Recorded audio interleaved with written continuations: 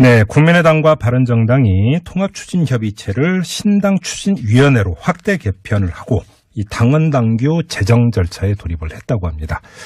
하지만 또 바른정당의 유승민 대표는 이 통합의 최종 결심에 서지 않았다 이렇게 밝혀서 눈길을 끌고 있는데요. 또 손학규 고문은 통합하에 손을 들어줬다고 하죠. 근데 이에 대해서 국민의당의 이상돈 의원이 아주 쓴소리를 했습니다. 자, 직접 연결해서 어떤 입장인지 들어보겠습니다. 여보세요. 네, 안녕하세요. 예, 엄청 아마 질문을 많이 받아서 지겨우실 것 같지만 그래서 빨리 끝내겠습니다. 네. 전대 소집하시는 겁니까, 의원님? 아니, 그건 당원 당규에 따라서 할 겁니다. 그래요. 예, 당원 당규에 보면 당무위원회 의결을 거치면 소집해야 한다, 의무 규정이다 이렇게 주장을 하던데요. 소집해야 됐지만 거기에 대해서 네. 그 의장이 네. 여러 가지 고려해서 소집을 해야 되겠죠. 아, 의장에 그러면 그 자율적인 고려 여지가 있다 이런 말씀이시네요. 자율적인 고려가 아니라 그래도 뭔가 요건은 다 갖춰야되지. 그렇죠, 그렇죠. 네네. 해야 되겠죠. 과연 뭐 대표당원 이게 잘 돼 있는지 예를 들면은 말이죠. 네, 알겠습니다. 자, 손학규 고문이 통합은 필요하고 안철수 대표는 독단을 벌이고 양보해야 한다 이렇게 인터뷰를 했고요. 그런데 의원님께서 장고 끝에 악수뒀다. 안타깝지만 그것이 본인의 한계다 이렇게 혹평을 하셨는데 왜 이렇게 혹평을 하신 겁니까? 아니 뭐 그게 사실 아닙니까요? 좀 엉뚱한 일이죠. 뭐 손학규 고문답지 않게 호남 중진 일부를 배제하고 뭐 바른정당과 합당을 해서 뭐 중도 뭐 어쩌고저쩌고 하는데 네. 그 중도 정치라는 게 좀 황당한 거고 과연 그 실체가 이렇게 있느냐 하는 것도 문제고. 네. 그리고 손학규 고문님은 우리 국민의당 그 창당 때부터 굉장히 좀 우리가 SOS를 많이 쳤죠. 예. 그때 좀 도와주셨으면 또 결과도 더 좋았고 손 대표, 손 고문님의 입지도 상당히 좋아졌을 거라고 생각을 합니다. 지금 이제 합당한다고 그러는데 네. 여러 가지 쪽에서 물이 막 새지 않습니까요? 네. 그래서 잘 아시지 않습니까? 잠깐만요. 의원님 그 4.13 총선 과정에서 그 도움을 요청을 했는데 그 아니었다라는 말씀을 하신 걸로 제가 언론 보도를 접해서 봤는데 네. 창당 때도 그랬어요? 창당을 지나서 이제 선거 초기부터 네. 도와달라는 뭐 손 대표 그러니까 손 고문님이 좀 있어야 되겠다. 그 당시에 우리가 손 전 대표라고 불렀죠. 네. 많이 노력을 했습니다. 예. 저뿐만 아니라. 예. 그때 저 강진 토굴에 있을 때 말씀하시는 거죠? 네, 그래서 전혀 뭐 별로 이렇게 네. 반응을 보이지 않으셨죠. 지금 의원님께서 한계라는 표현을 썼는데 그러면 그 이런 통합에 대한 손 고문의 입장이 문제라는 겁니까? 아니면 이런 입장을 표명하는 타이밍이 문제라는 겁니까? 아니요, 뭐 입장도 제가 볼 때는 네. 이게 뭐 흐름에서 벗어난 거고 뭐 정치라는 게 흐름 아닙니까? 흐름. 예. 그런 것을 또 실기라 그럴까, 실책이라 그럴까. 뭐 번번이 좀 안타까운 일이지만 손학규 고문은 번번이 그랬습니다. 정치 여정이 잘 아시잖아요. 예. 그게 결국은 정치 역량의 한계라는 말씀이시네요, 그러면. 네, 그러니까 이런 상황에서도 예. 왜 그런 판단을 하는가 좀 이해가 안 됩니다. 예, 그러면 결국은 손학규 고문은 지도자급인데 지도자에게 요구되는 가장 이 분기점에서의 어떤 적절한 판단 이게 좀 떨어진다 이렇게 이해를 해도 네, 됩니까? 그렇죠. 그것 때문에 예. 이렇게 되신 거죠. 그래요?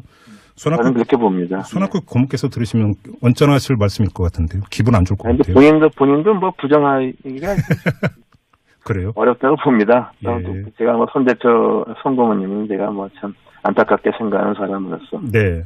그러면 제가 손학규 고문 입장에서 이런 질문을 다시 드려볼게요. 손학규 고문의 주장은 이대로 가면은 바른정당은 자유한국당으로, 국민의당은 민주당으로 흡수될 게 뻔한데 그래서 되겠느냐? 개혁적 중도 세력을 위해서 통합해야 된다. 이런 입장이잖아요.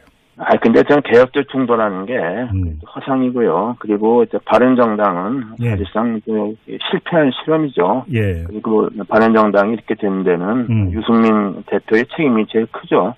33석을 시작해서 11석으로 줄어들었고 네. 몇 석이 더 줄지 않습니까? 예. 저는 바른정당은 이미 좀 실패한 실험이다. 그리고 우리나라에서 정당은 구여권, 한국당 같은 데는 역시 그 조직이 뿌리가 깊다는 걸 제가 새삼 느낍니다. 네. 아, 그래요?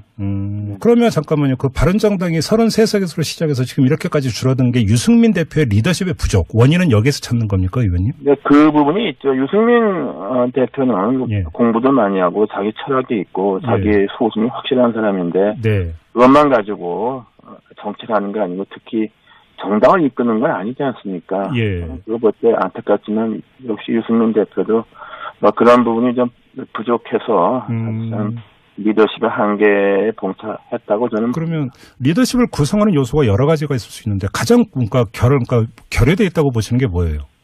아니, 유승민 대표는 좀 다른 사람들을 조금 자기와 좀 생각이 다른 사람들도 다 엮어서 같이 가는 뭐 이런 것이 좀 포용력이 부족하다.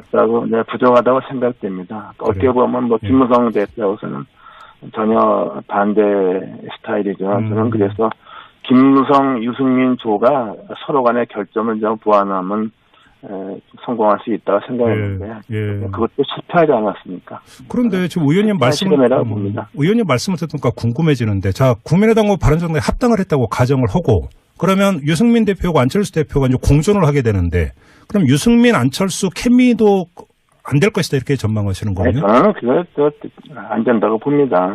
유승민 대표는 국방위원으로서 정부가 문제를 제기하기도 전에 주장하기 전에 사드 배치가 필요하다고 처음부터 일관성 있게 주장을 해온 그렇죠. 정치인인데 제일 처음 그랬죠. 안철수 대표는 2016년 그 여름에 박근혜 정부가 사드를 배치하겠다 그러니까 가장 처음 반대를 들고 나왔던 맞아요. 정치인이 이제 안철수입니다. 그것도 주말에 페이스북에다 급적거려가지고서 그 중요한 문제를 그리고 또 대선 되니까 아쉬우니까 그걸 또 바꿔가지고서 사드 찬성이다. 그러니까 제가 볼 때는 안철수 대표는 유승민 대표하고 크게 다른 게 뭐냐. 자기 생각, 자기 철학이 없다. 그런 게 차이죠. 리더십이 부족한 건 다 똑같습니다. 자, 근데 지금 리더십 부족을 지적을 하시는데 유승민 대표의 리더십의 문제는 포용력이라고 치면 그럼 안철수 대표에게 있어서 가장 큰 결함은 뭐라고 보세요? 소통도 안 되고 이렇게 좀 사람들을 같이 엮어가는 그게 전혀 안 되죠.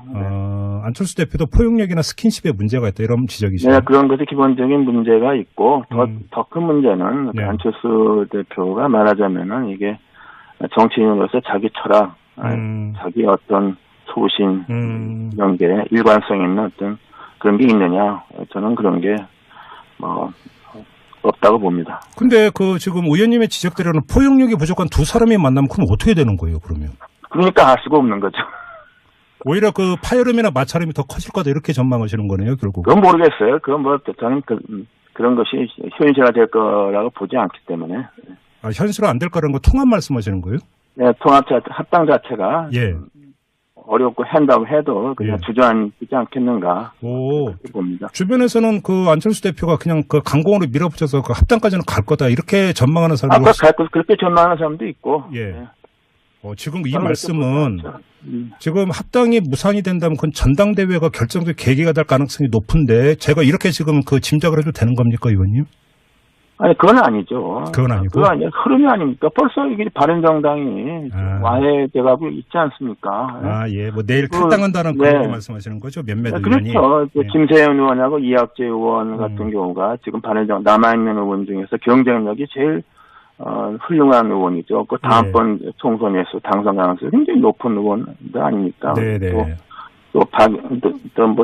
좀 소문은 박인수 의원도 그런 얘기 있는데. 박인수 의원? 그 지역구가 거기 송파죠. 당협위원장만 가지면은 굉장히 경쟁력이 있는 의원들이죠. 왜 그런 일이 벌어지느냐? 바른정당이라는 실험이 사실상 실패했기 때문에 이런 일이 벌어진다고 봅니다. 지금 의원님 말씀은 통합으로 가더라도 그게 성공하지 않을 것이다 이런 전망이시네요. 그러니까. 네, 그렇죠. 통합할 실제 자체가.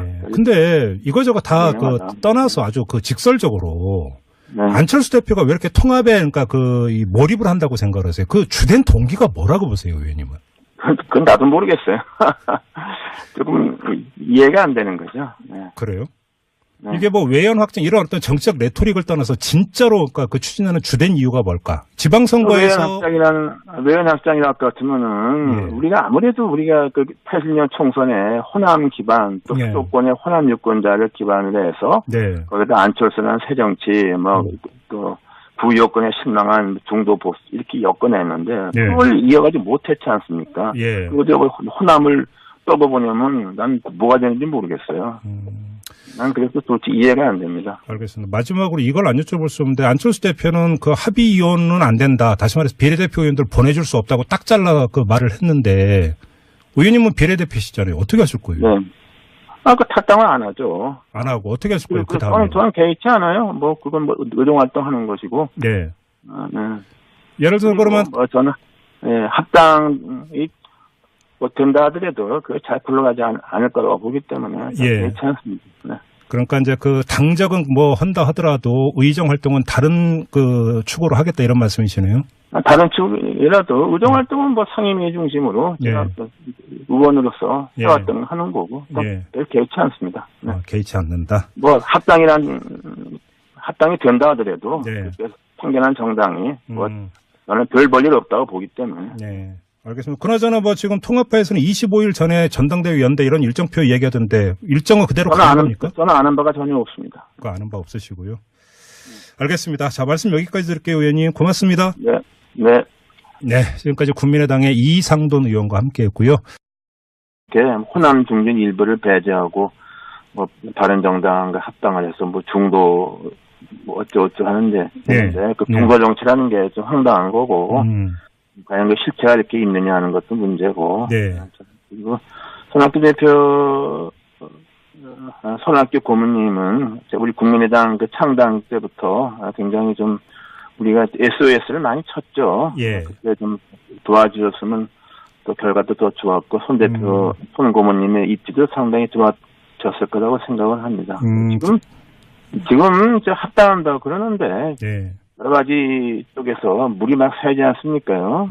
그래서 잘 아시지 않습니까? 잠깐만요. 의원님 그 4.13 총선 과정에서 그 도움을 요청을 했는데 그 아니었다라는 말씀을 하신 걸로 제가 언론 보도를 접해서 봤는데 주장을 하던데요. 소집해야 됐지만 뭐 거기에 대해서 그 의장이 여러 가지 고려해서 소집을 해야 되겠죠. 의장에 그러면 그 자율적인 고려 여지가 있다 이런 말씀이시네요? 자율적인 고려가 아니라 그래도 뭔가 요건은 다 갖춰되지 그렇죠. 네네. 그래야 되겠죠. 과연 뭐 대표 당원 이게 잘 돼 있는지 예를 들면은 말이죠. 네, 알겠습니다. 자, 손학규 고문이 통합은 필요하고 안철수 대표는 독단을 벌이고 양보해야 한다 이렇게 인터뷰를 했고요. 그런데 의원님께서 장고 끝에 악수뒀다. 안타깝지만 그것이 본인의 한계다 이렇게 혹평을 하셨는데 왜 이렇게 혹평을 하신 겁니까? 아니, 뭐, 그게 사실 아닙니까요? 좀 엉뚱한 일이죠. 뭐, 손학규 고문답지 않게. 네, 국민의당과 바른정당이 통합추진협의체를 신당추진위원회로 확대 개편을 하고 이 당헌당규 제정 절차에 돌입을 했다고 합니다. 하지만 또 바른정당의 유승민 대표는 이 통합의 최종 결심에 서지 않았다 이렇게 밝혀서 눈길을 끌고 있는데요. 또 손학규 고문은 통합파의 손을 들어줬다고 하죠. 근데 이에 대해서 국민의당의 이상돈 의원이 아주 쓴소리를 했습니다. 자, 직접 연결해서 어떤 입장인지 들어보겠습니다. 여보세요. 네, 안녕하세요. 예, 엄청 아마 질문을 많이 받아서 지겨우실 것 같지만 그래서 빨리 끝내겠습니다. 전대 소집하시는 겁니까, 의원님? 아니, 그건 당원 단계에 따라서 할 겁니다. 그래요? 예. 당원 단계에 보면 당무위원회 의결을 거치면 소집하여야 한다, 의무 규정이다 이렇게. 창당 때도 그랬어요?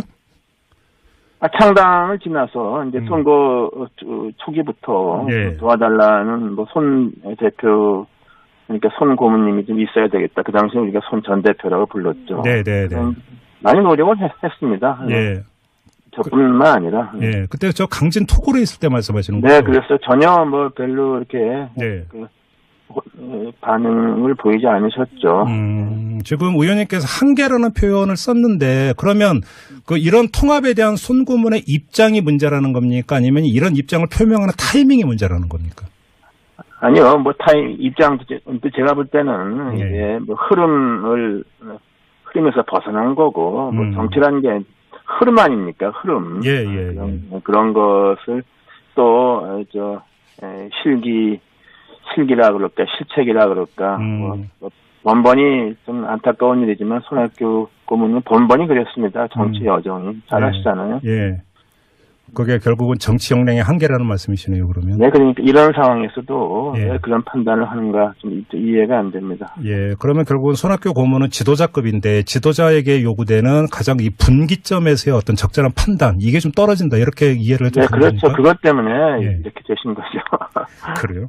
저는 그렇게 봅니다. 손학규 고문께서 들으시면 언짢아하실 말씀일 것 같은데요. 기분 안 좋을 것 근데 같아요. 본인도 뭐 부정하기가 그래요? 어렵다고 봅니다. 예.